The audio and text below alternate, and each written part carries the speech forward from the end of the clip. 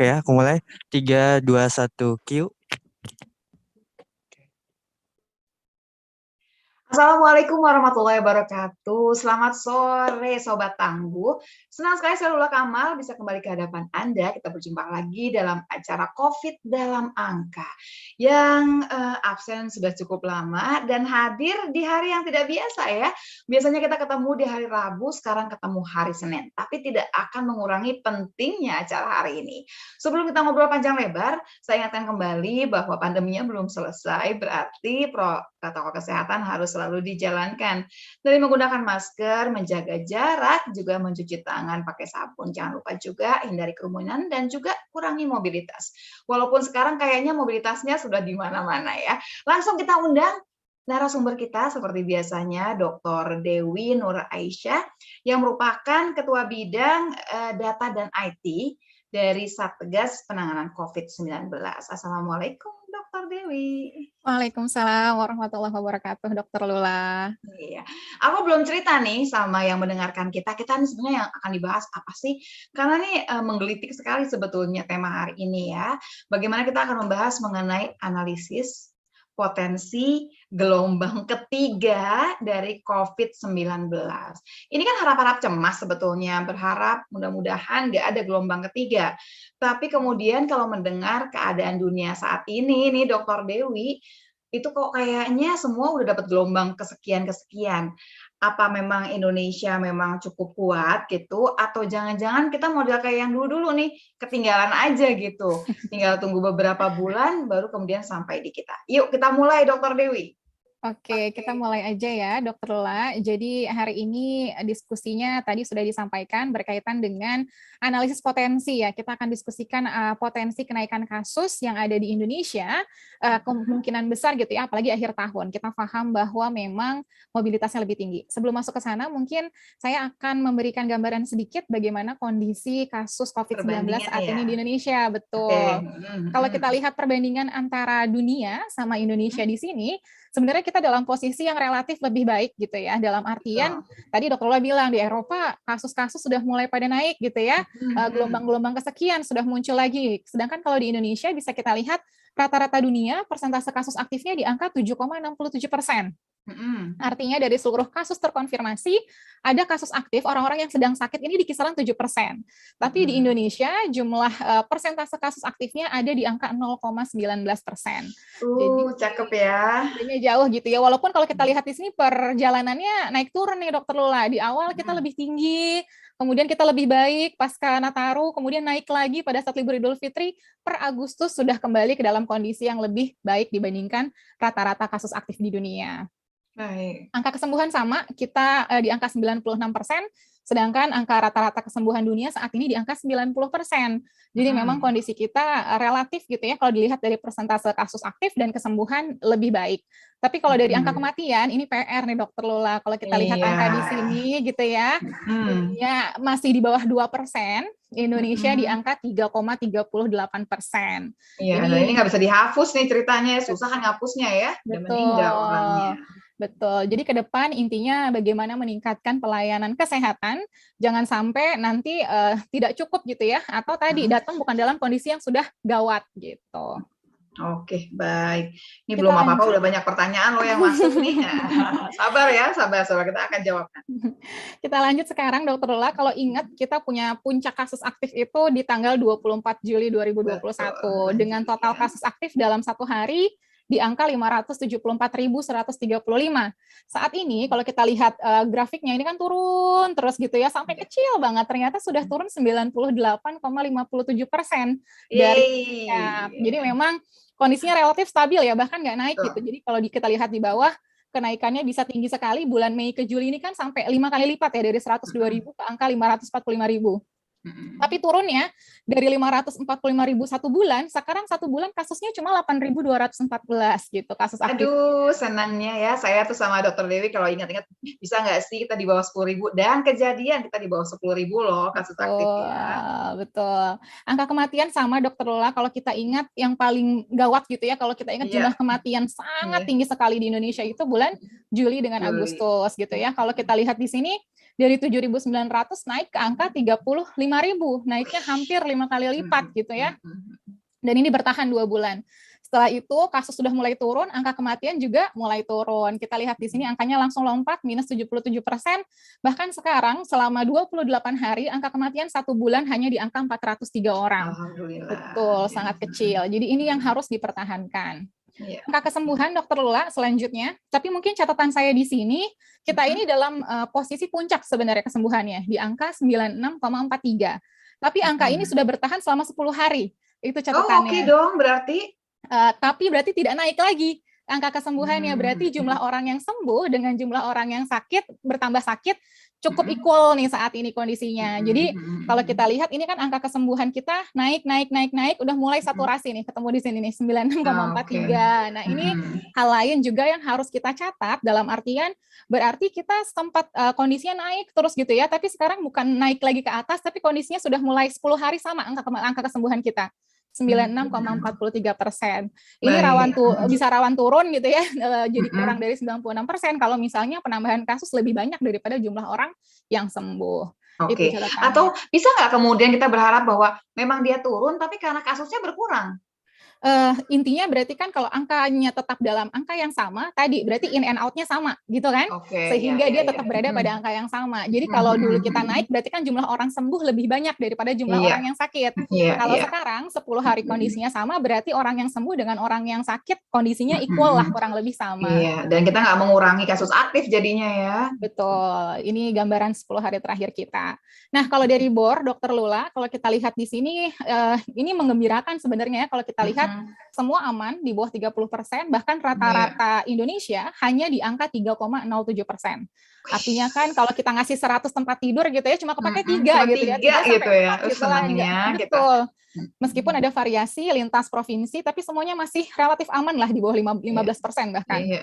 Kalau kita lihat di sini BOR sama ICU-nya bahkan ada di 7 provinsi, ICU-nya 0%, nggak kepake sama sekali gitu. Ini bisa kita lihat ada di Bengkulu, Jogja, Gorontalo, Kalimantan Utara, Papua Barat, Sulawesi Tengah, dan Sulawesi Tenggara. Jadi kondisinya cukup baik. Tapi saya mau kasih lihat yang ini.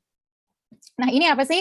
Ini adalah angka rata-rata BOR harian yang ada di Indonesia. Yang kalau kita lihat angkanya, dia turun, kemudian naik, turun, naik, turun. Nah, sekarang ini kondisinya paling rendah, kita sempat mencapai 2,94% BOR kita. Tapi dalam 2 hari terakhir dia naik jadi 3,07%. Intinya adalah ini jadi catatan bagi kita semua bahwa hati-hati aja kasus itu bisa naik gitu ya, sehingga tadi keterisian tempat tidur di rumah sakit juga turut berdampak. Baik. Yang kedua Wisma Atlet, Dokter Lula, sama gambarannya. Kita sempat bagus banget paling rendah angkanya 1,76%, tapi terakhir di tanggal 28 November ini di angka 2,5%. Betul. Meskipun masih kecil ya, maksudnya masih naik tapi terkendali, betul, tapi tetap harus hati-hati, itu pesannya. Iya, lebih baik waspada lah, jangan sampai kita kecolongan lagi kayak bulan Juli kan. Betul. Nah, tadi Dokter Lula sempat mention ini nih, jadi catatan kita bersama ketika berbicara mengenai potensi kenaikan gelombang ketiga di Indonesia, di negara lain sama nih. Ini tail-nya gitu ya, angka-angka terakhirnya naik gitu ya, mau di Jerman, di Belanda, di Prancis, dengan tren-tren variasi varian-varian yang juga muncul di sana. Intinya apa? Sekalipun vaksinasi kita bertambah dengan cakupan tinggi, ketika kita tidak menjaga protokol kesehatan dengan baik, akan ada potensi kenaikan kasus, karena vaksin itu kan bukan membuat kita kebal gitu ya untuk tidak terinfeksi, tapi memang menurunkan angka mortalitas jika memang terinfeksi COVID-19. Ini yang harus diingat, sehingga jangan pernah merasa sudah vaksin 2 kali, oh udah bebas kemana-mana nggak pakai masker gitu misalnya. Jadi itu tidak boleh. Itu yang pertama. Dan yang kedua juga belum ada negara yang sampai 100% kan divaksin begitu kan ya. Betul. Nah ini Dokter Lula tadi sempat disampaikan mengenai mobilitas gitu kan. Jadi di sini kalau kita lihat mobilitas kita sudah jauh sekali naiknya gitu ya. Betul. Dari bulan Juli gitu ya, Juli ke November ini kenaikannya orang naik kereta api sudah naik 5 kali lipat loh. Dalam waktu sekian, jadi naiknya berjenjang. Kita lihat angkanya nih, naik gitu ya. Kalau dilihat dalam bulan Juli mungkin 1 bulan 106.000 orang yang berpergian, saat ini sudah lebih dari 572.000 orang. Pesawat terbang, ini apalagi Dokter Lula, sebelumnya hanya di angka 353.000, ini naiknya langsung ke angka 1,5 juta. Sekarang Iya. itu rata-rata berarti ya penerbangan di Indonesia dalam 1 bulan mencapai angka lebih dari 1,5 juta orang berpergian. Nah, ini Baik. kan berarti ada potensi penularan dari satu wilayah ke wilayah yang Wilayah lain. lain. Iya. Betul. Jadi ini gambaran yang harus kita pegang dan pahami. Kemudian kepatuhan. Nah, ini nih Nah, ini challenge kita nih yang bikin selanjutnya. stres. Tadi udah bicara mengenai tantangan mobilitas, tapi yang kedua juga ada tantangan kepatuhan. Kalau kita lihat di sini kan dia kadang naik, kadang dia turun, dia naik lagi. 2 minggu terakhir nih dokter Lula, orang pakai masker mulai turun. Orang jaga jarak ini juga mulai turun. Nah, ini banyak hati-hati gitu ya, bukan berarti ketika kasus sudah terus turun, kepatuhan kita juga turun, jangan sampai gitu ya. Kalau bisa kepatuhannya harus terus naik. Jadi yang turun itu biarin aja deh, yang namanya penambahan kasus, angka kematian, bolehlah turun. Kalau kepatuhan jangan deh. Jangan gitu turun, betul. Nah, kemudian tempat dengan kepatuhan protokol kesehatan yang rendah dalam 1 bulan terakhir berdasarkan pantauan kita, Dokter Lula, ini sempat bertukar nih. Pekan lalu tempat wisata yang paling tinggi loh, Dokter Lula. Orang-orang mungkin udah bosan ke rumah, kemudian keluar rumah ke tempat wisata, jalan-jalan, cuma kadang kepatuhannya rendah. Kita banyak walaupun nggak ada libur ya, Dokter Dewi ya. Betul. Tapi orang udah bosan, pasti Sabtu Minggu keluar. Coba bisa diperhatikan Sabtu Minggu itu pasti meningkat dengan jauh gitu ya, mau ke kebun binatang, mau ke tempat bermain, itu cukup tinggi sekali. Dan kekurangannya adalah laporan yang kita lihat, kadang menggunakan masker, tapi maskernya diturunin. Kadang bikin gerah, itu banyak banget kita temuin kan. Kalau sekarang wajib ya, mau pergi kemana pun harus pakai masker. Tapi kadang kalau sudah di dalam wahana bermain misalnya, itu kadang dibuka gitu. Nah, itu yang kita lihat ketidakpatuhan ada di sana. Kemudian pemukiman, ini juga Dokter Lula, pemukiman masih kita temui juga banyak wilayah sekitar perumahan gitu ya. Mungkin dia cuma mau ke warung misalnya, akhirnya nggak pakai masker. Nah, itu juga banyak kita temui di pemukiman, kepatuhan cukup rendah dalam menerapkan protokol kesehatan. Baik. Mungkin ini lanjutannya, Dokter Lula, mengenai vaksinasi nih kayaknya. Jadi vaksinasi kita gitu ya, di tengah semua kondisi yang tadi, kita kan lagi catch up nih, mencoba dari seluruh sasaran target vaksinasi, 208 juta gitu ya. Sekarang vaksin pertama kita di angka 66,52%. Vaksin kedua kita baru mencapai 45,30%. Tapi kalau ini kan angka nasional, ketika kita breakdown di level 34 provinsi, ini grafik yang sebelah kanan, agak kurang proporsional nih ya, pas dibagi lagi. Jadi kalau kita lihat baru 5 provinsi yang mencapai target vaksin dosis kedua ini lebih dari 50%. Saya belum pakai standar 70% nih, baru 50%. Ini baru 5 provinsi yang lolos, seperti DKI Jakarta, Bali, Jogja, Kepulauan Riau, sama Bangka Belitung. Artinya apa? Ada 29 provinsi yang masih mengejar. Betul, dan masih vulnerable, artinya bisa kalau kena virus ya masih bisa menyebar juga gitu, karena cakupan vaksinasinya masih di bawah 50%. Iya. Padahal catatan lagi, walaupun sudah vaksin, tak bisa kena, tapi kita harapkan adalah tidak berat gitu ya. Betul. Jadi ini ada hal yang harus dikejar untuk setiap daerah agar cakupan vaksinasinya juga bisa lebih tinggi. Dan kalau saya prefer ngelihat dosis penuhnya, Dokter Lula, bukan dosis pertama. Saya juga setuju. Karena tanggung ya kalau melihat dosis pertama. Dan belum selesai sebenarnya, dalam artian memberikan kekebalan tubuhnya juga belum sampai dalam kondisi yang sangat optimal gitu kan, kalau baru dosis pertama. Jadi ada sebuah studi juga yang menyatakan gitu ya, misalnya pada saat baru vaksin Pfizer, baru vaksin dosis pertama, ini mampu mencegah gejala, efektivitasnya baru 30%. Tapi ketika dia sudah vaksin dosis 2, langsung bisa efektivitas mencegah gejala naik menjadi 88%. Nah, ini yang harusnya penting, beda kan 30 sama 80. Ini kan sangat jauh, betul. Itu kenapa semuanya harus vaksin selesai sampai dosis penuh. Itu yang harus dikejar. Dan mengingatkan kembali bahwa harapan kita adalah di Desember nanti sudah 70%. 70% dosis kedua loh sebetulnya kan. Betul. Jadi kalau kita lihat gambaran yang tadi ya, Dokter Lula, kita masih punya PR ngejar nih. Dari 34 provinsi, 29. Ini masih banyak berarti kan, kita harus ngejar di wilayah Indonesia. Dan yang kedua, tadi kita lihat juga dari kondisi siapa sih kelompok sasarannya yang perlu di catch up. Nah, siapa nih yang kurang begitu ya sebetulnya. Jadi kalau kita balik ke gambar ini, bisa kita lihat ada 2 kelompok nih. Kalau yang lain mungkin tenaga kesehatan sudah di atas 100%. Petugas publik di atas 100%. Tapi untuk remaja, ini walaupun cukup cepat ya, 3 minggu lalu saya lihat ini cakupannya masih di bawah 23%. 30 udah naik jadi 53% untuk dosis kedua. Tapi ini harus dikejar. Kenapa? Karena kan PTMT mau dimulai ya, pertemuan tatap muka terbatas. Jadi dipastikan dalam kondisi yang sudah sangat baik. Lansia, ini juga PR kita, Dokter Lula. Lansia ini cakupan dosis penuhnya, dosis 2 gitu ya, selesai baru di angka 33%. Sedangkan kalau kita berdiskusi mengenai siapa sih yang paling berpotensi beresiko tinggi, paling rentan ya, kelompok rentan, pada balik saat lagi terinfeksi, itu lansia. Angka kematiannya naik tinggi sekali sampai 19 kali lipat gitu ya, untuk meninggal pada saat terinfeksi COVID. Sementara kalau vaksin untuk anak belum kita mulai ya. Betul, itu masih belum. Jadi masih menunggu juknis. Ya. Betul, masih menunggu juknis, hasil studi di lapangan nanti akan diinformasikan kemudian. Tapi untuk yang sudah bisa, harusnya jangan disia-siakan nih untuk usia di atas 12 tahun gitu ya. Baik. Kita lanjut. Nah, sekarang ini yang lagi banyak diomongin nih Dokter Lula kayaknya. Ini sebetulnya pertanyaan udah masuk nih, sekalian pertanyaan saya bacakan ya, supaya ini dijawab langsung berarti ya. Jadi pertanyaan mengenai si Omikron ini. Bagaimana dengan pendatang dari negara lain yang kedapatan sudah ada kasus impor Omikron? Apakah mungkin penerapan PPKM level 3 akan dimajukan sebelum ditetapkan? Tadi mulainya tanggal 24 Desember kan? Secara sekarang ancamannya kan makin dekat rasanya kan? Apakah kemudian akan dipercepat juga? Varian ini juga disebutkan dapat menurunkan efikasi dari vaksin COVID-19. Apakah kebijakan booster sudah harus dipercepat? Tadinya kan kita ngomongin booster itu Maret ya. Nah, apakah kemudian ada cerita-cerita kita akan mempercepat? Gimana nih Dokter Dewi? Kita mulai dari Omikronnya dulu deh. Oke, kita masuk Omikron dulu. Nanti saya langsung jawab ke sana juga. Jadi mungkin ini harus difahami dulu ya. Apa sih yang membedakan antara varian of interest dengan varian of concern? Karena kita aja masih belum paham gitu kan. Kenapa kita harus concern nih sama varian ini?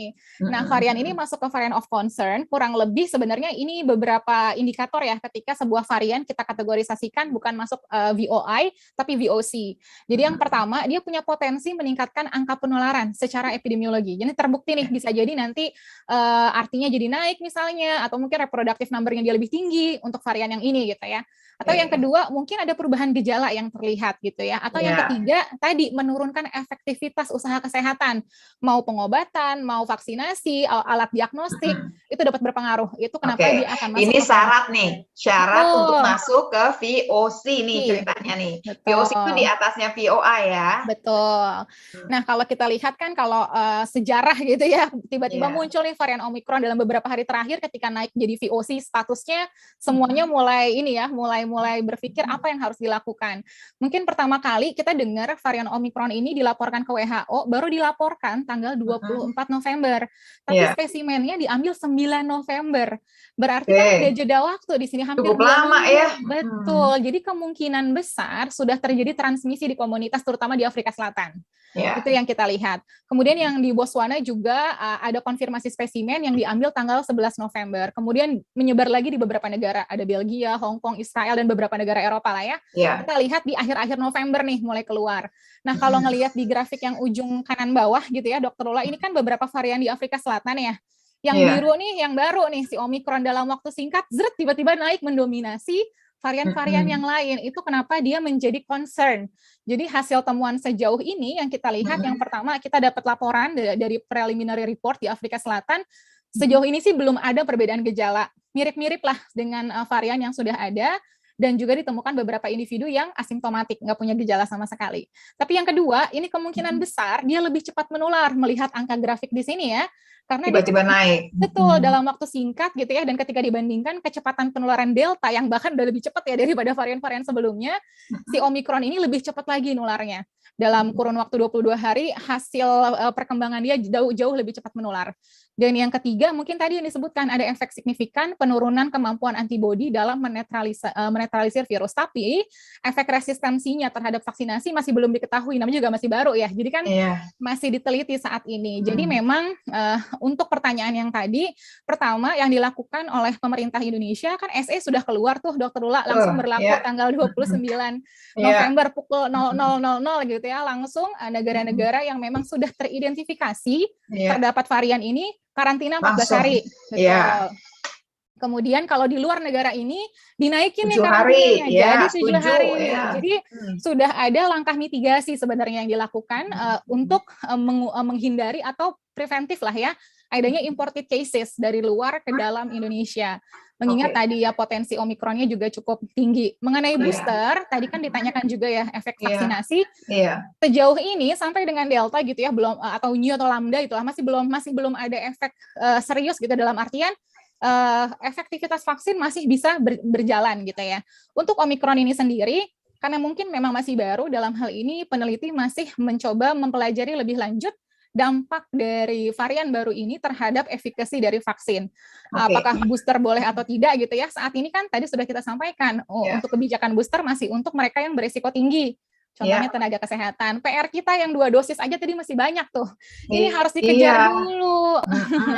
Jadi kita ulang lagi bahwa cerita bahwa kemudian dia akan menurunkan efektivitas vaksin itu iya, tapi kita nggak tahu loh sejauh mana. Seberapa gitu besar, ya, karena kita masih belum ada nih penelitian yang jelas.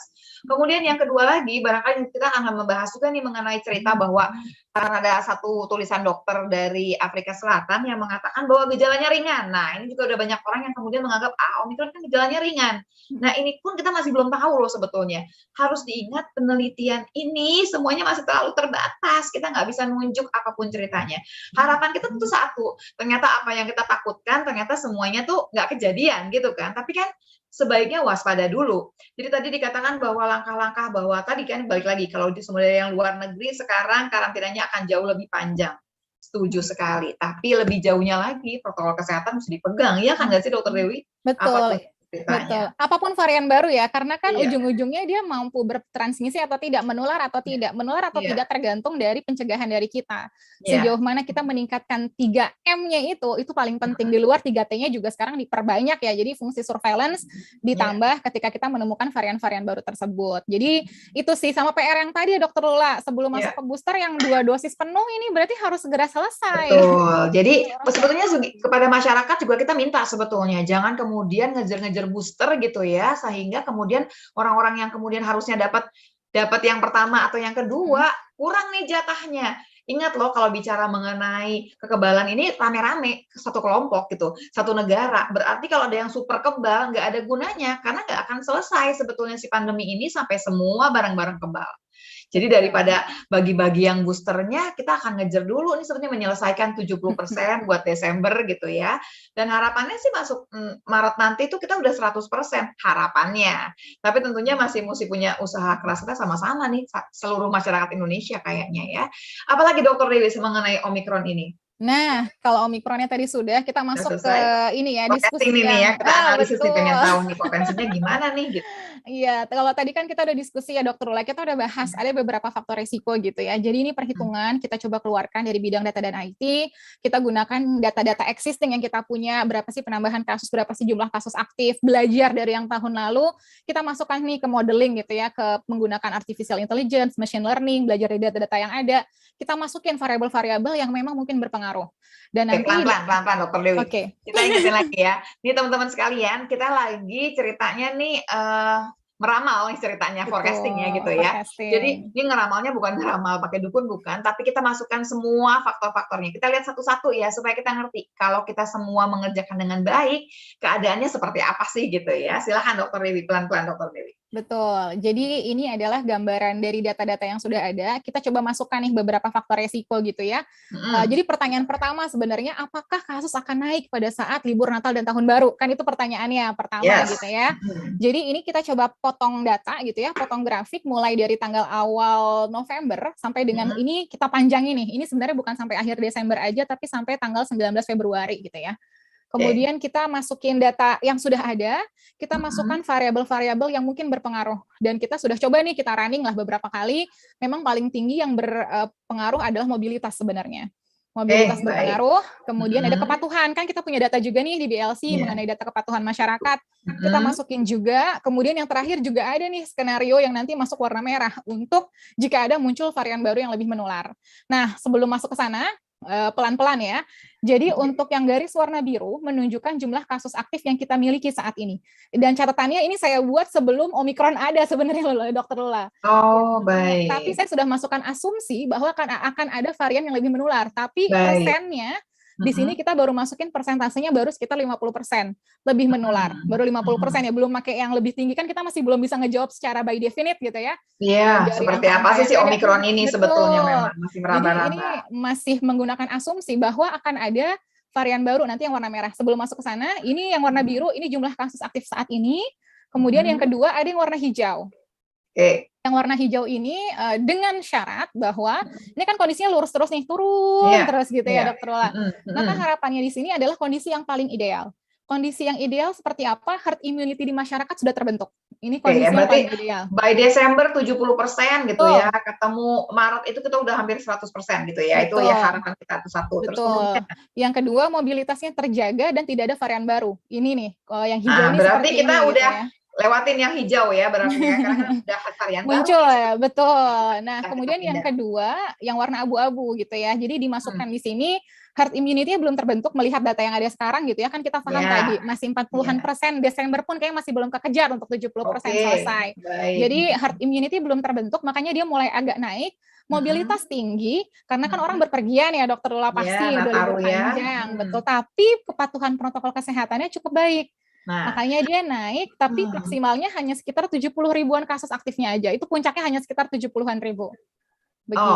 Jadi lihat ya, sebetulnya protokol kesehatan tuh pegang peranan penting. Mau mobilitas tinggi, mau herd immunity belum terbentuk, tapi kalau prokesnya ini bagus, kita tuh nggak akan spike tinggi-tinggi amat nih, kita nggak akan melonjak jauh-jauh amat. Tapi ini belum tambah varian baru ya, Bentar, iya, ini yang kedua dulu ya. Jadi tadi syaratnya adalah mobilitas tinggi tapi kepatuhan baik.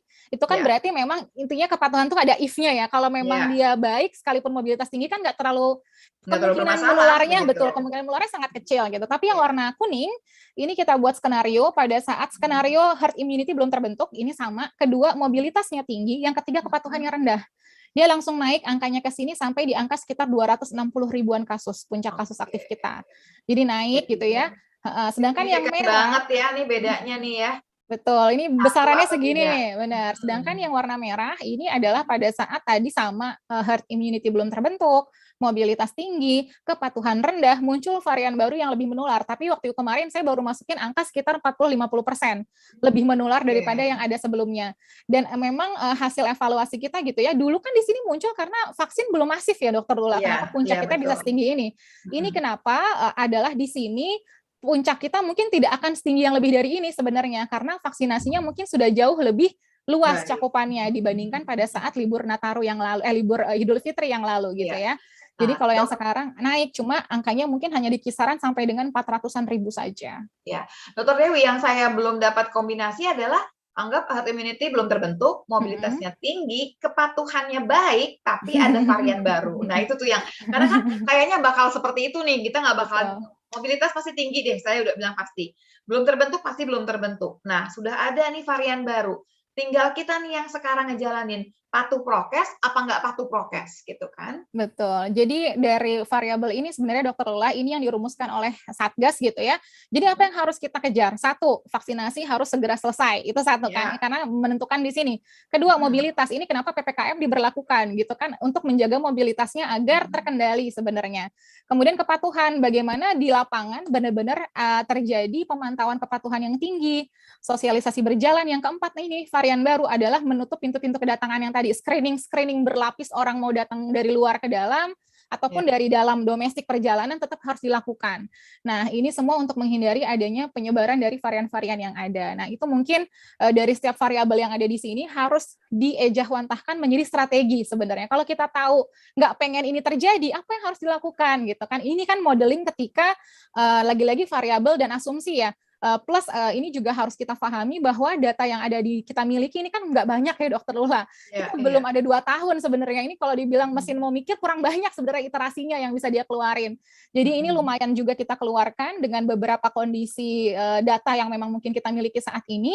Tapi ini beberapa gambaran gitu ya. Bisa jadi kondisinya nanti di tengah, bisa di sini gitu ya. Lagi-lagi akan bergantung dari kepatuhan kita di lapangan, mobilitas kita bagaimana, kemudian varian barunya nih. Nah, kalau varian barunya juga ternyata penularannya lebih tinggi, bisa jadi lebih naik lagi. Nah, itu yang mungkin nanti harus kita antisipasi. Dan barangkali juga kita masih menanyakan lebih jauh barangkali, apakah orang-orang yang sudah pernah kena COVID kan harusnya dia agak kebal kan ya, apakah kemudian akan tetap kebal nih dengan si varian yang baru ini, atau barangkali malah nggak ada gunanya gitu. Ternyata varian baru ini betul-betul nggak punya, apa ya, kekebalan dari yang sebelumnya tuh nggak ada kekebalannya. Yang pasti juga adalah semua nih masih bisa kita kerjakan sesuatu, kan belum sampai Indonesia varian barunya sebetulnya kan. Betul. Kepatuhan masih bisa kita usahakan. Mobilitas juga sebetulnya. Jadi kalau tadi ditanyakan sama Mas yang ditanyakan tadi dari berita 1, betul sih kalau bisa level 3-nya itu kita mulai jangan tanggal 24 Desember, kalau bisa lebih cepat lagi gitu supaya betul-betul kita jaga orang jangan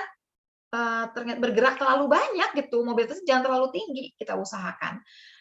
Sangat berharap bahwa ketemu Januari itu kita nggak harus ketemu apa sih lonjakan yang cukup tinggi. Masa sih kita udah 2 tahun nih nggak belajar juga gitu ya, Dokter Dewi ya. Betul. Dan mungkin catatan tambahan lain ya, Dokter Ula, ini kan kita masih menunggu hasil studi ya. Berapa lama sih vaksinasi yang kita dapatkan bertahan berapa lama dalam tubuh, itu kan masih belum keluar ya hasil studinya. Kita masih menunggu sampai dengan akhir tahun atau awal tahun depan gitu.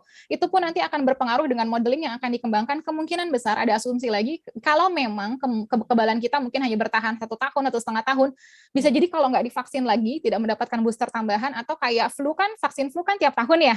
Iya. Bisa jadi akan ada kenaikan kasus lagi mungkin entah di pertengahan tahun atau mungkin di akhir tahun depan. Jadi lagi-lagi kan ilmunya berkembang. Plus ada varian baru. Jadi intinya adalah setiap peneliti memang harus bisa adaptif dengan kondisi-kondisi keterbaruan yang ada di lapangan, dan tadi karena terus ada update terus gitu ya, update dari kondisi COVID-19 itu juga yang harus kita masukkan ke dalam pemodelan. Itu mungkin, Dokter. Banyak sekali yang belum pasti nih berhubungan dengan pandemi COVID-19 ini, tapi ada satu yang sudah pasti sudah yakin sebetulnya, yaitu protokol kesehatan. Dia akan mencegah kita nggak akan terkena si COVID yang model macam apapun juga. Sementara vaksin aja masih ada orang bisa mengatakan, bisa juga dong udah kebal misalkan COVID-nya. Yes, tapi yang namanya protokol kesehatan tetap akan jaga kita. Jadi kalau perang itu, alat perangnya udah tahu kan sebetulnya protokol kesehatan gitu ya. Lanjut Dokter Dewi. Sudah Dokter Ula, kayaknya itu yang terakhir. Ini adalah yang terakhir ya sebetulnya. Jadi tadi jawaban mengenai Omikronnya juga sudah kita jelaskan semua, walaupun sebetulnya memang banyak sekali yang masih belum bisa kita jawab. Semua masih berdasarkan penelitian.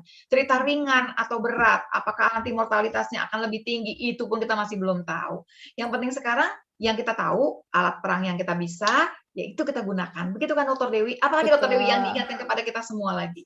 Ya, jadi yang harus diingatkan adalah kata kuncinya adalah konsistensi, Dokter Lula. Jangan sampai lupa gitu ya, ketika mungkin kasus kita turun bukan berarti kita sudah aman.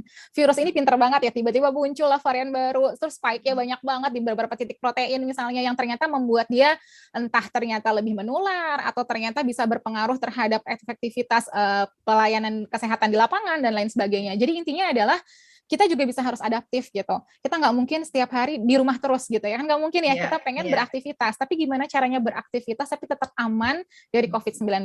Mau nggak mau kuncinya adalah protokol kesehatan. Vaksinasi dosis lengkap, ayo diajak semua orang sekitar kita, keluarga dekat kita, keluarga besar kita. Kalau ada yang belum, ayo kita dorong. Betul. Kemudian yang kedua juga kita lihat tadi konsistensi pada saat kita menerapkan protokol 3M, dimanapun berada dan di mana aja. Itu penting untuk kita lakukan. Terutama saat kita mulai beraktivitas ya Dokter Lula. Apalagi kalau misalnya nanti kita sudah sekolah sudah dimulai dilakukan gitu ya, kita sudah mulai banyak yang kembali bekerja, dipastikan bahwa kepatuhan itu tetap dilaksanakan. Nah, ini sebelum kita tutup nih ada satu lagi pertanyaan. Selamat siang, saya Niki dari BBC Indonesia ingin bertanya, selain mencegah dan mendeteksi masuknya varian Omikron di pintu-pintu masuk negara, apakah pemerintah juga akan mencegah, akan ada larangan baru berhubungan dengan masalah ini? Wah, kok kenapa dia lompat ya? Iya. Apakah pemerintah juga akan memberi ada suatu larangan baru? Apakah ada? Ada kira-kira? Dan dari asumsi yang ada juga, apakah Satgas juga memiliki perkiraan terkait seberapa buruk kemungkinan lonjakan kasus ini bisa terjadi, dalam artian apakah mayoritas kasus ini berupa gejala ringan? Nah, ini dia nih yang tadi kita sudah bahas sebetulnya nih ya Mbak Nancy, sebetulnya kita masih sebetulnya kekurangan data berhubungan dengan Omikron ini, dan bukan cuma kita sebetulnya, seluruh dunia. Jadi para peneliti juga masih meraba-raba ya Dokter Dewi. Betul, betul. Jadi yang pertama berkaitan dengan kebijakan gitu ya, tadi berdasarkan SE kan kita sudah langsung menggunakan screening gitu ya, untuk di berbagai belahan negara di dunia gitu ya. Saat ini kan respon yang diberikan kurang lebih ada 4 besar. Yang pertama, melarang masuk, ada nih yang sampai nutup, pokoknya nggak boleh warga negara asing masuk gitu ya, yang berasal dari negara-negara tertentu. Ada juga yang menutup penerbangan langsung misalnya. Ada juga yang menggunakan karantina saja, dan juga ada juga yang mendorong testing. Nah, ini juga masing-masing negara pasti punya pertimbangan masing-masing gitu ya, untuk mengambil kebijakannya. Tapi kalau dari kita sendiri kan kita sudah mendorong gitu ya karantina yang memang diharapkan bisa melihat sebenarnya, dan dengan Iya, varian yang sekarang iya. sebenarnya bisa dengan PCR juga bisa kita untuk melihat dia berkembang atau varian dari apa, itu juga bisa dibantu. Jadi mungkin sejauh ini tapi mungkin yang akan berkembang adalah negaranya sebenarnya Dokter Lula.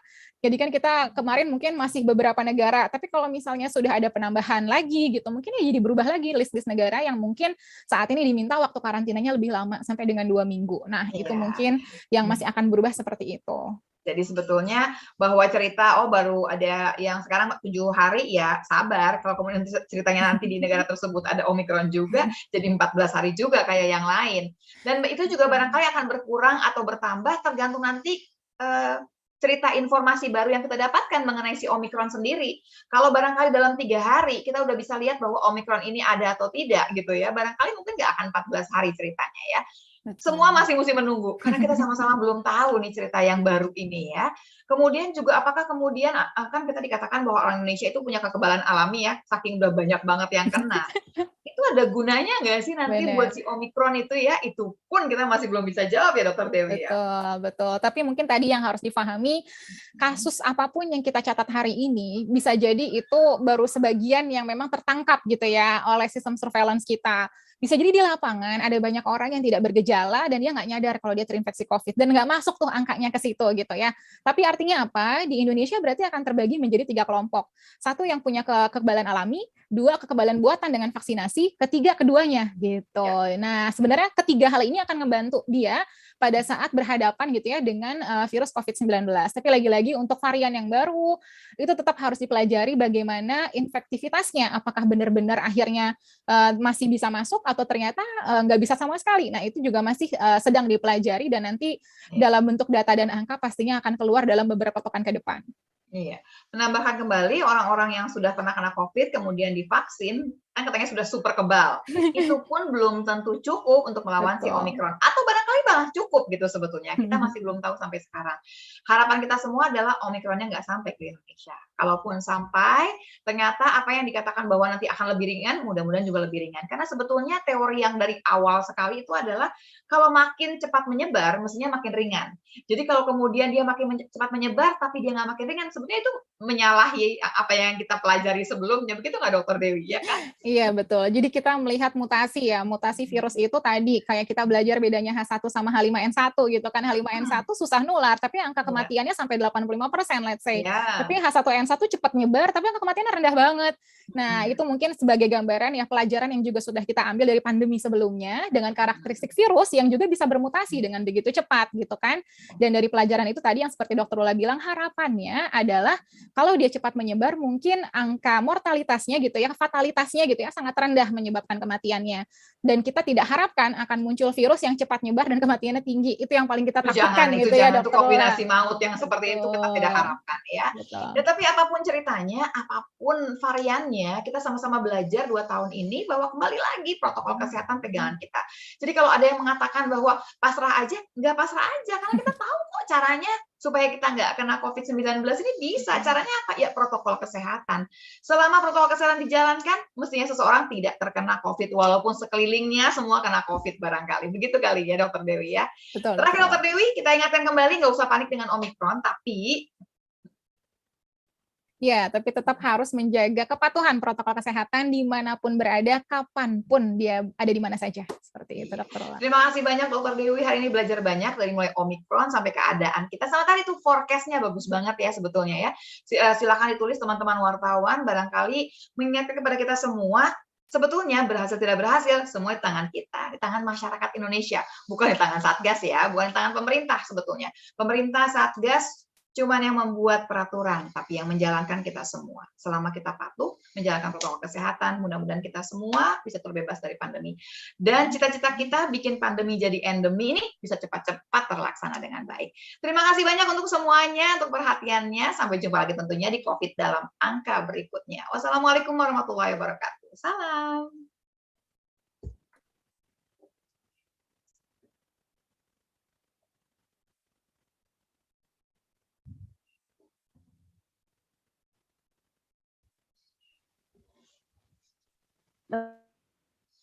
Dokter Dewi, Dokter Lula, terima kasih banyak. Iya, sama-sama. Mbak Zikra, ini kurang jingle kayaknya. Iya, karena kita kan nggak ada itunya. Tadi aku bilang, ini udah habis belum? Aku merasa kosong, tidak ada jingle.